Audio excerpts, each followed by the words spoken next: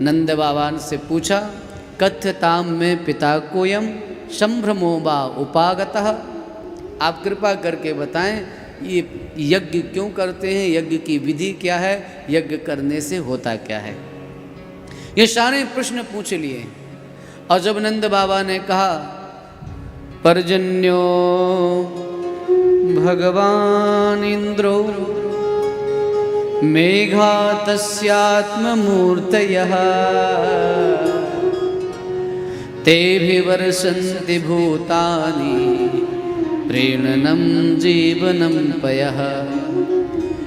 पर्जन्यो भगवान इंद्रो, मेघों के स्वामी हैं इंद्र। जब वो वृष्टि करते हैं तो हम सबका जीवन चलता है। इंद्र की प्रसन्नता के लिए हम यज्ञ करते हैं, इंद्र की प्रसन्नता के कारण हमारा जीवन चलता है। ठाकुर जी ने कहा, बाबा इंद्र के कारण नहीं चलता है।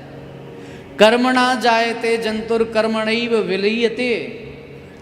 कर्म से ही व्यक्ति जन्म लेता है, कर्म में ही विलीन हो जाता है। इसलिए मुझे तो लगता है प्रत्येक व्यक्ति को अपने कर्म की पूजा करना चाहिए। ब्राह्मणों को वेदों की पूजा करना चाहिए। क्षत्रियों को अपने राज्य में जिस प्रकार से संभव हो सकता है अपने राज्य के लोगों को प्रसन्न रखना चाहिए, उसकी सेवा पूजा है। वैश्य को गौ रक्षा, कृषि और वाणिज्य। देखो वैश्यों के पास 4 कर्म है, प्रेम से बोलिए राधे राधे। कृषि, गौरक्षा, वाणिज्यम, वैश्य कर्म स्वभावजम। ब्याज लेना और ब्याज देना। अगर कोई वैश्य परिवार का व्यक्ति ब्याज लेना देना करता है तो वो गलत नहीं है, भागवत के अनुसार। कृषि भी करता है तो गलत नहीं है, लेकिन प्रत्येक वैश्य परिवार के व्यक्ति का यह भी धर्म है कि वो गौ रक्षा में भी अपना सहयोग दे। गाय का पालन कर सकता है तो गाय का पालन करें, और यदि गौ का पालन ना कर सकता हो तो एक कार्य करे, जहाँ पर गौशाला बनी हो, अपनी तो है नहीं कोई गौशाला, पर जहाँ गौशाला हो उस गौशाला में जा कर के गाय को चारा डाल दे। वर्ष में 1-2 बार 4 बार किसी गाय के निमित्त कुछ निकाल दे, गौग्रास के निमित्त कुछ निकाल दे। कई बार ऐसा होता है कि हम प्रतिदिन तो गाय को रोटी नहीं खिला सकते हैं, नहीं खिला सकते ना। कई बार ऐसा भी होता है कि गाय मिलती है, नहीं मिलती है। अब ऐसी परिस्थिति में क्या करेंगे?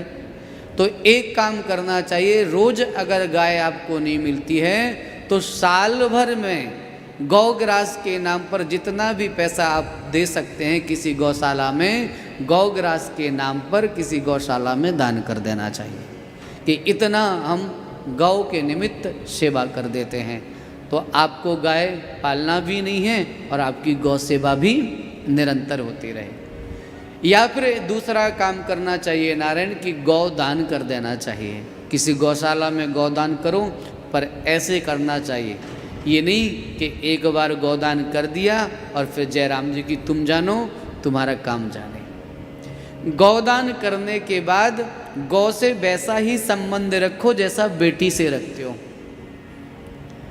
जैसे बेटी के यहाँ आते जाते रहते हो, मिलते रहते हो, तो जिस गाय का आपने दान किया है उस गाय का नामकरण करो, फिर साल में 2-3 बार उसके पास मिलने जाओ, फिर उसके निमित्त जो भी उसको चारा डालना है वो चारा डाल करके आओ, जो संभव हो सकता है वो सेवा करो। इस तरह से गौ सेवा करना चाहिए। तो हम वैश्यों के लिए 4 कर्म बताए गए हैं और हम सब के ये चारों कर्म सिद्ध होते हैं गिरि गोवर्धन नाथ से। इसलिए यदि सेवा करना है तो गोवर्धन नाथ जी की करो, यज्ञ करना है तो गोवर्धन नाथ जी का करो। बेटा ये यज्ञ कैसे होगा?